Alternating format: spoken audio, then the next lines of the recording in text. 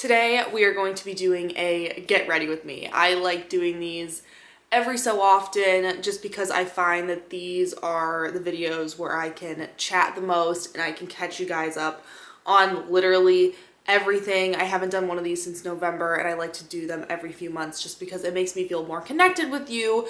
And why every time I sit down to film one of these, we have a ton to talk about. So I'm just gonna start getting ready and we're just gonna go with it. Popping in real quick to talk about today's sponsor, which is none other than Dossier. You guys already knew. Did I even have to say it? Did I? I don't know. They're a company that I work with all the time, and what I love about Dossier is they can deliver luxury, high quality perfumes for a fraction of the price. I have a Dossier perfume in my car, in my purse, in my book bag. I literally have them absolutely everywhere. They smell so sophisticated and so classy, and I always love having them on hand. They are super affordable with scents starting at $29, where some designer perfumes can be up to $280, and I just cannot be bothered to spend that on perfume when I can use Dossier that is just as high quality and just as good.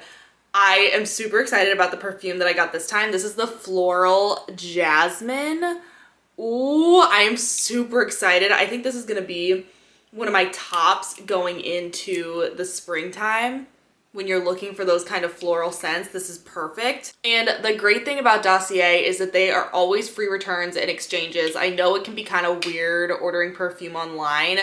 It's not something that I would have done before working with Dossier just because it's a little sketchy. Like, what if I don't like the scent? But free returns and exchanges forever.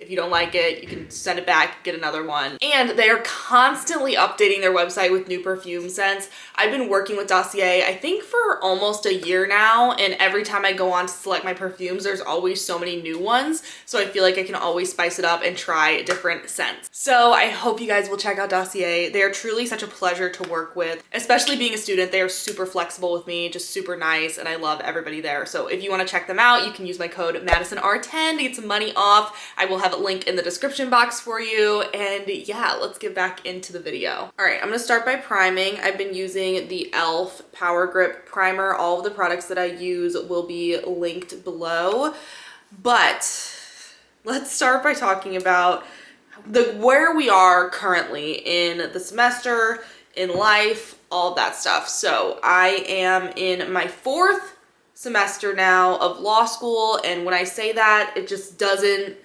whenever I say it, I have to step back and think, like, am I really in my 4th semester of law school? But yes, I am. I've been in law school for almost 2 years now. I've been in law school for over a year and a half, which is crazy. I don't remember what life was like before law school, to be completely honest with you, because it is so all-encompassing and just so much. It does become just an aspect of your identity, and I've talked about that so many times before. Ignore my heat just turned on. It's freezing outside, so I hope that doesn't bother you too much throughout this video. But we are about 3 weeks into the semester, and I am doing the least, but I am the most tired. I have really noticed that the fatigue, I don't know if this is common. I just feel like every semester it's just harder and harder for me to bounce back and do it all over again. I remember after my first semester, I ended, and when I started my spring semester, I was pretty motivated. I wasn't feeling too run down, too tired or anything. I was ready to go. Starting my 3rd semester, I was really excited to be back in person, but you know, it was a little harder to get back into the groove, and honestly, I just feel like I have not gotten back into the groove at all for this semester. I still feel as if I'm not fully up to speed, up to my normal self. I'm definitely not up to my normal self. I would say I'm not behind specifically in anything. I just feel like I'm not as organized as I usually am, and I'm just not on top of things as I usually am, and I'm sure some of you can relate to that. It's just, once you've been in law school for so long, it's so hard to get motivated to do things, like even basic things. It's so hard to get motivated to do reading sometimes, and it's so hard to get motivated to type up notes and everything. I'm putting on my foundation with a brush. I've been doing this lately just because I feel like I like the way that it looks better. My class load is really light, so I previously had told you all the classes that I was taking this semester, And I was originally taking 15 credits. No, 14 credits. I was taking 14 credits. I was taking 5 doctrinal classes. So that would have meant 5 finals. And about a week into the semester, Nathan, who is one of my law school friends, and I were sitting down, and I was just like, I cannot do 5 finals, because if you remember my vlogs from last semester, having 4 finals was honestly just the most exhausted I've ever been, and I was dead tired all the time, and it was awful, like actually awful. So I decided to drop a class. So I dropped corporate and white collar crime, which is unfortunate because it was a class that I was excited for. I just felt like it was more work than I was prepared for and I had the mental capacity for at that time. I didn't replace that class with anything, so I am enrolled in 12 credits this semester, which is the lowest amount of credits I have ever taken in law school in a semester, and I really hope that this will help me kind of get back on track and get my life together, because I haven't felt like myself in forever, and I will say in the past couple of weeks I felt more like myself than I have in a very long time, and I feel like I'm getting more in tune with myself. I feel like I'm kind of coming back, if you will. I feel more motivated. It's been easier to get out of bed, like everything like that. So I hope just lessening my course load for this semester. I'm still on track to graduate in time, do not worry. I'm just hoping that lightening my course load for the semester will end up being beneficial for me, and I think it will be. I still have 4 finals, so like my class load is going to be super light, but just comparatively credit hour wise, it's lighter, which doesn't directly correlate to how difficult the semester is going to be, but I just really hope that I look back on this decision and I'm happy with it. I think I will be, but even with the lightened course load, it's still been difficult for me to get into the swing of things and get up in the morning and do schoolwork. It's Saturday today. I haven't done any schoolwork since Thursday. And I will say we had like a big snowstorm here, so I've been enjoying that, and I'm honestly past the point where I feel guilty for taking time off. I used to feel really guilty. If you watch some of my old videos, I'd feel so guilty if I wasn't working all the time. I don't get like that anymore just because I don't see the benefit in it, so I don't feel that guilt anymore. If anything, I've like kind of swung the other way, but it's kind of what I've needed for my mental health the past few months, and I feel like I'm slowly getting back into it, which is nice. And I don't know, I'm just optimistic, but that by the next time I film a Get Ready With Me, things are even better, because I think the last time I filmed a Get Ready With Me, things were not good.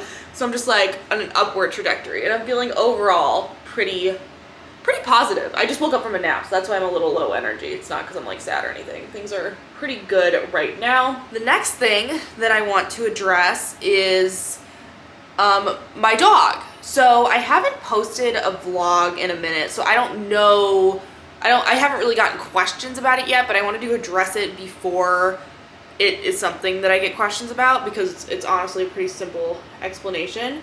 So if you watched my moving vlogs, you watched my videos in January, Evie, my Aussie Doodle, was with me all the time. So if you remember in one of those vlogs, I discussed how it was really hard for me to leave her by herself.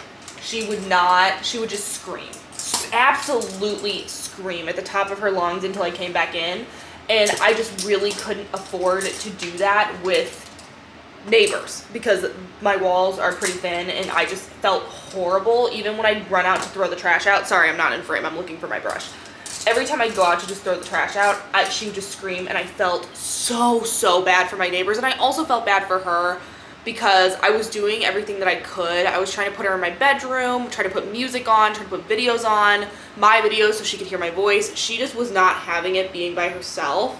She is 8 months old, And her whole life she's been with Melba, my other Aussie Doodle, and they, whenever everybody would leave the house, those two would be together. And I don't think Evie was ready to be separated from that. And honestly, I one day took her back to my dad's house just because I had stuff to do and I didn't want to leave her by herself. And I just saw how happy she was with Melba, and I felt horrible for taking her away from that. And also at my apartment, she just, like, she was very weird with eating. Like, she wasn't eating super often, which is not like her. It was just, I could tell it was an adjustment that was going to be very difficult, and I just thought that her being with me and separating her from Melba, it just was doing a disservice to her. So I no longer have her, which makes me really sad. I mean, I visited her a couple times, and like Melba obviously as well, but it sucks because I wanted it to work out, but at the same time I also want her to be happy, and I know that that's where she's happiest. So if you don't see Evie in my vlogs that often, because obviously I'll show her whenever I go home, but that's why. It did suck because I loved having her. It is for the best, I think, just because she is a very active dog. Aussie Doodles are a very active breed, and I want her to be able to get her playtime in with Melba, because like I don't know if every day I'd be able to handle taking her on like several walks a day and all that stuff. I just don't know if that's where I'm at and if I'm ready for that. So yes, that's what happened with that situation, because I did need to talk about that, just because I don't think people would start asking immediately, but it's like, you know, I was showing her in pretty much all my videos and then she's gone. So that's what's happened. She's happy. She's happy. She's doing well.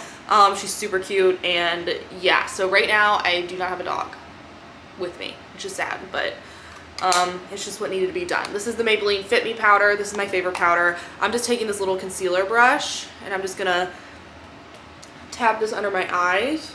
I've been loving this sort of technique. I found that this technique has made my skin look the most like flawless, and I've really enjoyed it, so that's why I've been using brushes for everything. But yes, we are getting into the nitty-gritty of this get ready with me. I think if I run out of stuff to talk about, which I think I probably will, I will look at my Q&A post that I made a couple months ago and pick a couple of questions to answer. But next, onward, living alone. How has it been? I've been living alone for over a month now, and I'm here to give you the tea, the update. How is it going? It's going well. I mean, I knew it would be an adjustment, obviously. I knew that.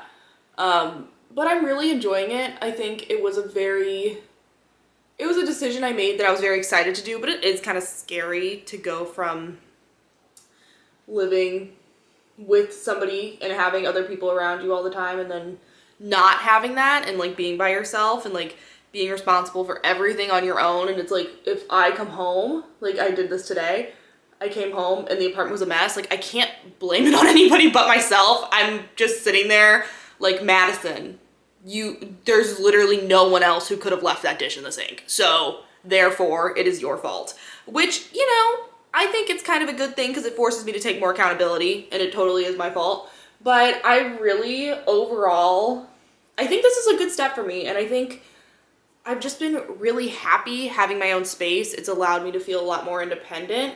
Granted, I will not lie, I'm not here a lot. Like, I don't spend a ton of time alone. I like being social and I like surrounding myself with people, so I'm really not alone too often, but I like coming back to my home base and being able to spend a night by myself if I want to. And it's just like, I really enjoy having that part of it, but I'm not alone like all the time. I just think I watched a lot of YouTube videos about this because when I first moved in, I was feeling it pretty hard. Just the difference between being lonely and being alone, and like learning how to cope, learning how to be in your own presence and not feel lonely. Which is hard. And I still do feel lonely sometimes when I'm by myself, but I think the biggest thing that I can do is just invest in my own hobbies. I've been cooking a lot. I cook meals for just myself. I will spend an hour cooking it. Tonight I'm gonna cook chicken parm, and it's for nobody but me. I have really enjoyed doing that, and just finding things like that that can kind of take up some time, and also things that I used to do with other people. For years of my life, I didn't really watch movies by myself. I don't know why that was one of those things in my head where, you know, that's reserved for another person. You hang out with a friend, you watch a movie. That's how it was in my head. I don't know why. Maybe you all have things like that too, where it's just as if those things are reserved for doing it with another person. It sounds so stupid, but that's what movies were for me. I never really sat down and watched a movie by myself.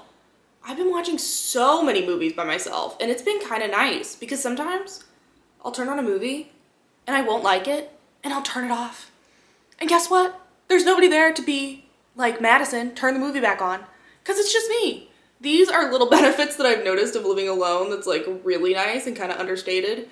Just trying to find joy in activities that I used to find joy with other people, with myself, has been pretty rewarding and kind of fulfilling, honestly. So that's that. Okay, I'm just filling in my eyebrows right now. My eyebrows are a little crazy at the moment because I purposefully have not plucked them in about 2.5 months.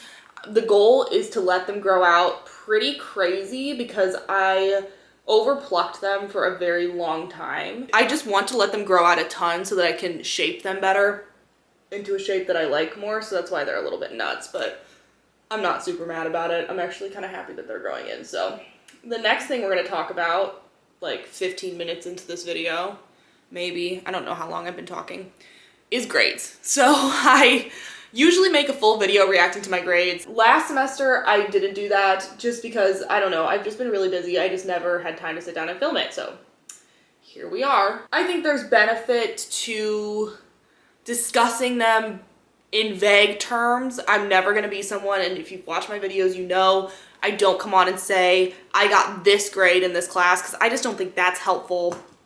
Also, I have people that I know that watch these videos, and also it's just, I don't know, that just seems like too much for me. I do think there's benefit in coming on and talking about how I feel, especially because this time I felt significantly different than I did the first 2 times, so I feel like there's value in me discussing it. So let's do it. I am contouring right now. Hold on, let me tell you what I'm doing first. I'm using this 3-step to sculpt NYX contour kit thing, which honestly, I'm kind of liking it more than my Anastasia contour kit right now. I just feel like it's a little bit more dramatic when I'm doing like a full face of makeup. Last semester, I had 4 finals, which I had never had before. I mentioned this already in this video. And I had privacy, trademarks, antitrust, and UCC, so a contracts class, Article 2. And I was going through it around finals time. Just like a lot of stuff in my personal life, you get the, you know the drill. I've talked about this so many times, but I was really going through it. It was really hard for me to get up and study every day. Nathan, my best friend, just kept me super accountable. Honestly, I don't know if I would have studied near as much as I had without him pretty much making me get up every single day at 6 a.m. and go into school and study. I just don't know if that would have happened. I was having a really hard time focusing during exams, and that's not something that's great. I didn't know why. I just kind of felt like I was kind of, you know, detached, and I was just like, I want to get the semester over, whatever. And I got my grades back. They all came in one at a time. I talked to you all after I got my UCC grade back. That grade was, I was happy with it. I was actually very happy with it just because that was a class that I felt like I crammed for. So that grade was good. Then second, I got my privacy grade back, and it was a 6-hour exam, and privacy was a class that I had on the back burner for the entire semester. I enjoyed it. It just felt frilly. I don't know if you know what I mean. Some classes in law school are just inherently more frilly. Con law can be pretty frilly. Frilly classes are the classes where when you're writing essays, it's not like Civ Pro. It's not like UCC where it's like you have this rule, here's how you apply this rule, here are the exceptions to the rule. I do really well with that sort of analysis. When it comes to stuff like with con law and privacy, when you're talking about constitutional concepts, that to me it just doesn't click as much.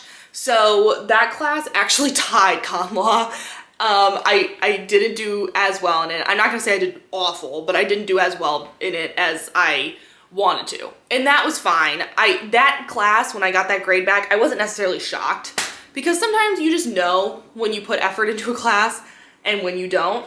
And I knew that class I hadn't put a ton of effort towards, so I really couldn't be too upset about the grade that I got. All right, so for my eyes, I'm gonna go in with this Too Faced Peach Perfect palette. This is the palette I use all the time. So those were the first two. And I was like, okay, this is kind of as I expected. I knew I had done better in UCC than privacy. I just knew that. Then trademarks. I don't know how many of you remember my last vlog from last semester when I was taking my trademarks exam. And I remember going into it, I was the least sure. I was in the room 30 minutes before the exam just thinking, I am screwed. I just remember thinking, I am so screwed. There is no way that I know this material. Trademarks was a class that every day I went to and I just didn't really enjoy it. I wasn't into it. It was really hard for me to pay attention in there. Every day was a struggle to pay attention. And I just was not ready for that exam. But also in that vlog, after I finished the exam, I came out of it thinking, wow, that exam was easy.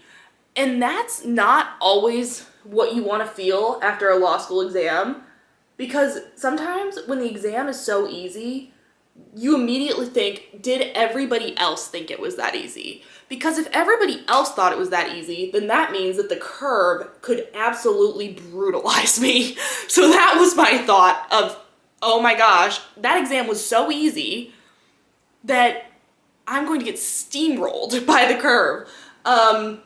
However, the grade for that class came out and it was my best grade of the semester by a significant margin. It was actually I think it was my second highest grade in law school so far was in trademarks. So if you need trademark help, let me know, because I was shocked. When that grade came out, I was absolutely shocked. So that was good. I was thinking, wow, this is honestly, things are going pretty well for me. Then the last grade that I got back was antitrust. And if you know, antitrust was my favorite class of the semester. I enjoyed going to that class every single day. Every single day, I enjoyed it. I loved going to antitrust. I thought the discussion was so interesting. I was engaged all the time. I didn't have classes, like in trademark, sometimes I'd go into the class and I'd come out like, what did we just talk about? Because I did not pay attention at all. And then I'd have to teach myself the material after. Antitrust, it was never like that. I went in, I felt like I understood things. I followed all of the lectures pretty well. I wouldn't say I was the most proactive about studying for any class, but antitrust was the class that I enjoyed studying for the most. It was a closed book 3-hour exam, which I had never done before, but I thought, you know, I have stuff pretty much memorized, so I'm not super worried about it. And honestly, I know you're not supposed to do this, and I don't really recommend people do this, but I do sit down with myself and I think, around what grade range do I think I got in this class? And I had a pretty good estimate of, I think this is what I got in antitrust. And honestly, most of the time, my feelings about an exam, pretty accurate. I walk in, if I think I'm gonna do well, I usually do okay. If I think I didn't do too well, that's how I felt with privacy. That's how it usually comes out. So, antitrust comes out, and I remember I actually filmed my reaction. I literally don't have the clip because I was shocked. I was actually shocked. I just turned the camera off because I was just very confused. I got the same thing in privacy as in antitrust. It kind of did blow my mind because I had worked really hard for that class. It goes to show that sometimes a class is just really smart. I think the people in my antitrust class were just really smart, and honestly, I think the curve just didn't serve me that well. I didn't do terrible in the class. I'm not saying I did awful or anything. I just definitely didn't meet my expectations, which is hard if you have an expectation for yourself when you're like, oh, I missed that by a significant margin. It can be difficult. So that's what happened. I got all my grades or whatever, and it didn't impact my cumulative GPA that much. This is the first semester where I really felt like my expectations weren't met, and I was upset about it for a little bit. Because you know, we're the type in law school, we're used to getting really good grades, and then sometimes you just don't. Law school is very competitive. So I was beating myself up about it for like a day. Full day of pitying myself, and I looked back and I just thought, I didn't put in the work. Point blank, period. I crammed for pretty much every final. That's just what I did. And I was playing kind of the victim of telling myself that I got screwed by the curve, when in reality, I was just going through stuff in my personal life, and I just didn't have the energy to focus on school all the time. And that's okay. That's fine. But it did require me to take accountability and say, well, why is it like this? Probably because you didn't work as hard. My first 2 semesters, I was grinding. Like, I worked so hard. I didn't do that my 3rd semester. And that's what the differential was. That totally is what the differential was. So I think I had that moment where I decided I was going to take accountability, and this semester, I hope with the lightened course load, I'm able to step it up. I'm no longer upset about how I did last semester. That kind of wore off pretty quick because I was just like, in the grand scheme of things, everything's fine. I'm still in school, things are good. But it did, that initial feeling of, oh, I missed my expectations and I'm disappointed in myself. And nobody else is disappointed in you. That's the funniest part, and I think probably some of you can relate. Nobody else is disappointed in you. Everybody else thinks it's awesome that you're in law school and you're gonna be a lawyer. For the most part, people are just impressed that you're gonna be a lawyer. And it's just a battle within yourself to be like, wow, I feel like I didn't meet my expectations. And then you have to step back and be like, why do I have such high expectations for myself?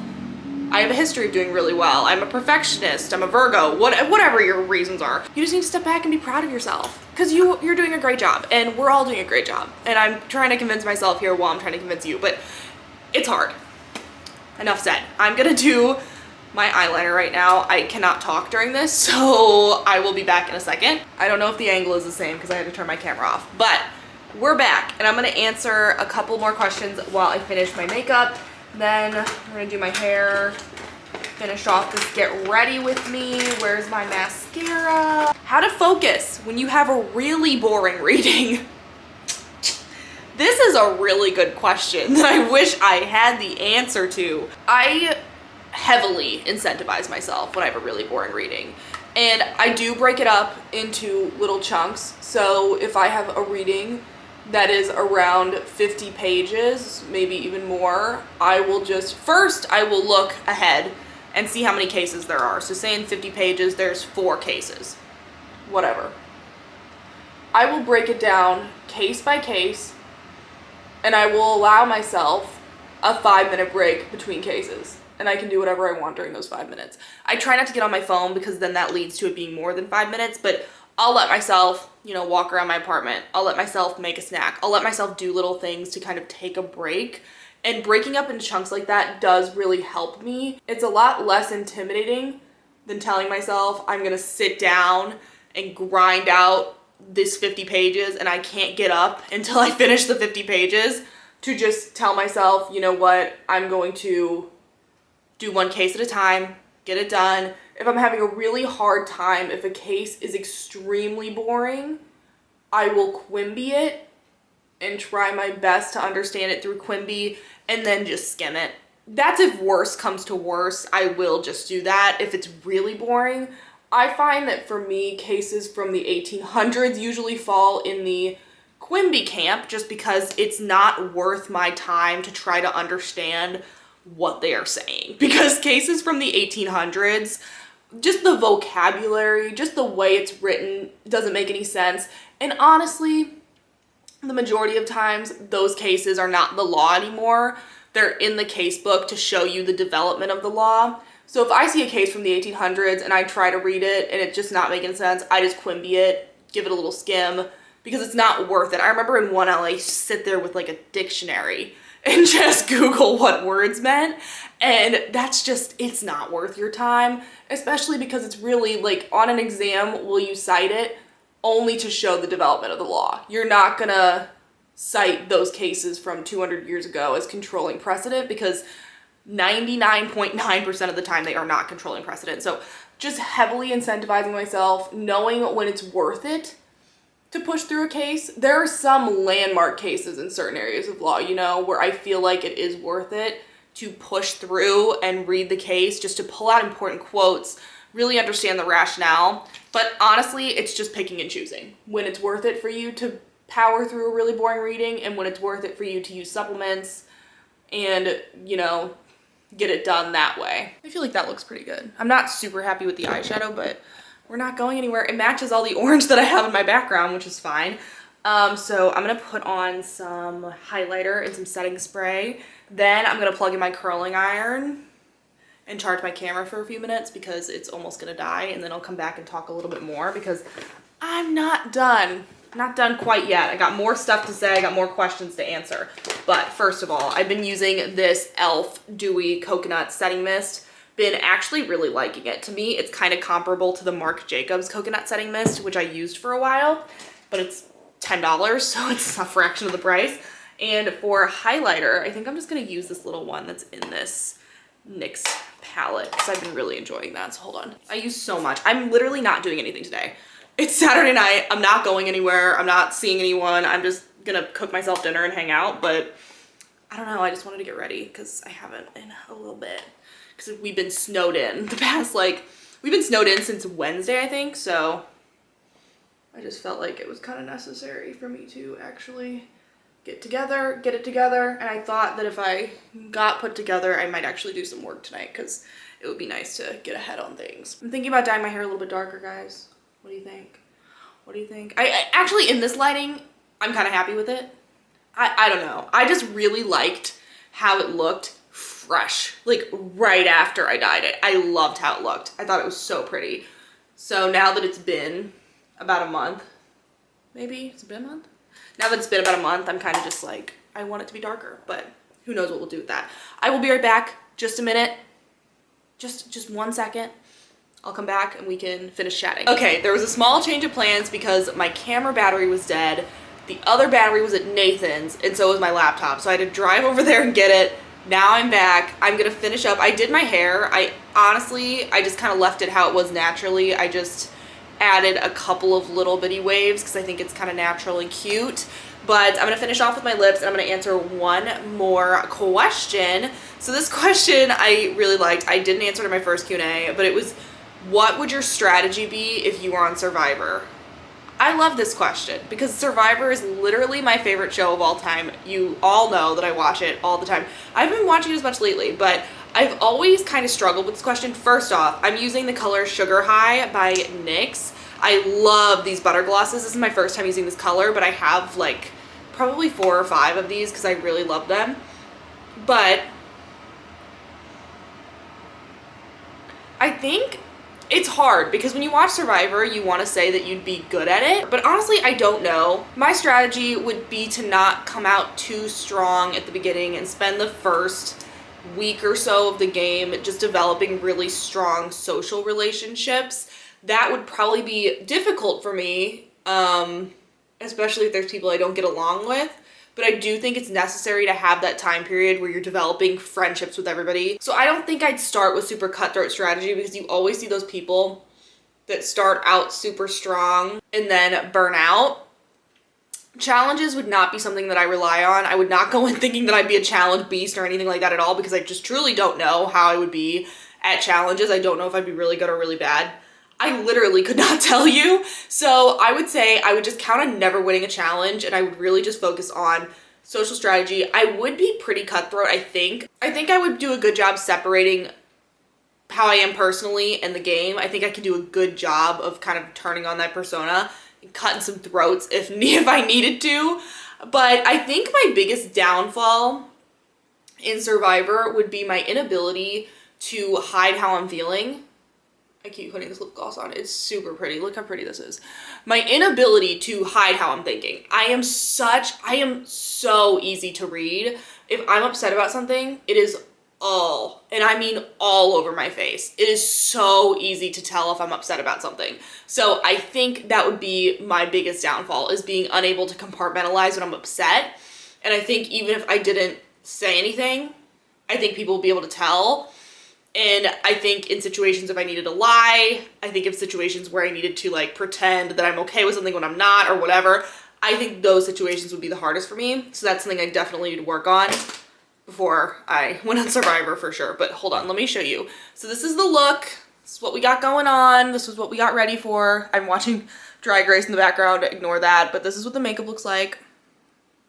This lip color is super pretty. Definitely pick it up if you're in the market for a new lip gloss. But I think honestly the look came out pretty good, all dressed up to go nowhere except edit this video and post it for you all tomorrow. So I hope you enjoyed this video. If you did, let me know in the comments. You will have another vlog coming very soon. I promise I'm not abandoning you. I know it's been about 2 weeks since I posted, but I promise uploads will be more frequent from now on. And thank you so much again to Dossier for sponsoring this video. If you want to check out Dossier, the link will be in the description box, and I will talk to you all in my next video.